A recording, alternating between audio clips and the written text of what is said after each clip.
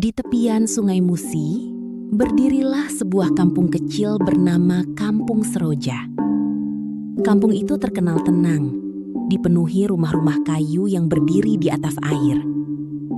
Setiap pagi, para nelayan pergi mencari ikan, sementara anak-anak bermain di dermaga hingga matahari tenggelam. Namun di balik ketenangan itu, warga kampung menyimpan sebuah rahasia turun-temurun. Konon, setiap puluhan tahun sekali, air Sungai Musi akan berubah merah seperti darah. Dan saat itu terjadi, sesuatu dari dasar sungai akan bangkit. Orang-orang tua menyebutnya sebagai penunggu sungai berdarah.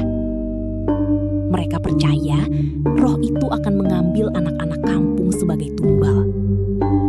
Karena itulah, setiap kali air sungai mulai memerah, seluruh warga dilarang keluar rumah setelah maghrib. Tidak boleh ada suara tawa anak-anak. Tidak boleh ada yang memancing. Dan yang paling penting, tidak seorang pun boleh memandang sungai saat tengah malam. Suatu malam, hujan turun sangat deras. Petir menyambar langit tanpa henti. Seorang anak bernama Raka sedang membantu ayahnya mengangkat jala ikan di dermaga. Tiba-tiba, Raka melihat sesuatu yang aneh. Air sungai perlahan berubah warna. Merah.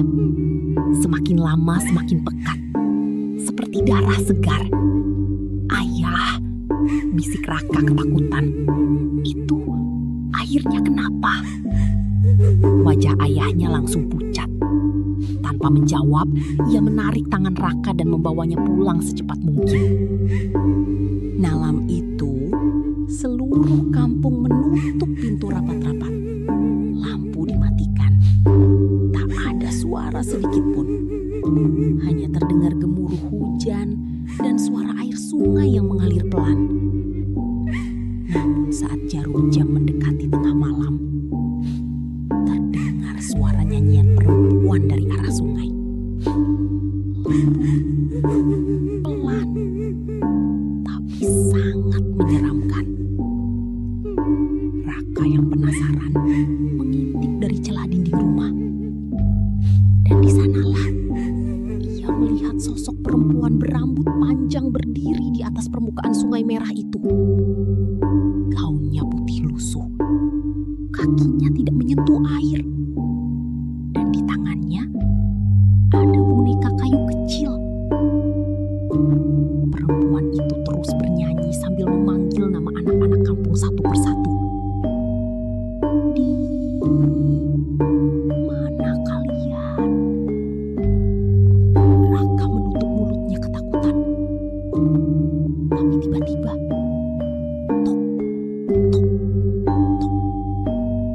Ada suara ketukan di bawah lantai rumah. Ibunya langsung menangis. Itu dia datang lagi. Ayah Raka mengambil parang dan membaca doa keras-keras. Suara ketukan semakin keras. Tok, tok. Seolah ada seseorang merangkak di bawah rumah panggung mereka. Lalu tiba-tiba, suara seorang anak kecil terdengar di luar. "Raka, ayo keluar." Raka membeku. Itu suara sahabatnya sendiri, Aldi. Padahal sejak sore tadi, Aldi sudah menghilang. Ibunya melarang Raka membuka pintu. Namun suara Aldi terus terdengar sambil menangis. "Raka, tolong aku." Karena tak tega, Raka akhirnya membuka sedikit pintu rumah. Dan saat itulah, ia melihat Aldi berdiri di dermaga. Tubuhnya basah kuyup, kepalanya tertunduk. Namun anehnya, kakinya melayang beberapa senti dari tanah. Mata Aldi perlahan menatap Raka. Hitam seluruhnya. Lalu mulutnya tersenyum sangat lebar. "Sekarang giliranmu." Brak! Ayah Raka langsung menutup pintu dan menarik anaknya masuk. Di luar rumah terdengar suara tawa panjang yang menggema di seluruh kampung. Malam malam itu, tidak ada satu warga pun yang berani keluar. Keesokan paginya, hujan berhenti. Warna sungai kembali normal. Namun, Aldi benar-benar hilang.